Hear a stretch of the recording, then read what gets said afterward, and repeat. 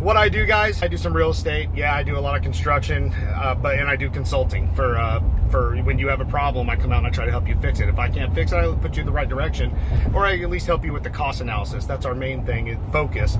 Whether it's helping an insurance carrier, helping an attorney, helping a homeowner, or even ourselves, depending on what we're doing, because we do a lot of construction as well, is helping people with cost analysis. But our main thing, guys, is problem solving. We problem solve an industry that has a lot of flaws. We want to make sure that we take care of people. So, my whole thing in life, and my new motto in life, and my mission is to be a problem solver, to help an industry that has a lot of flaws get a lot better.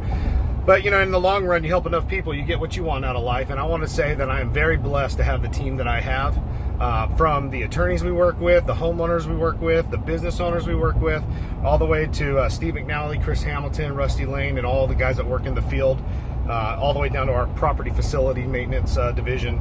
I can't do it without them. I'm so thankful that God has given me the people that I have.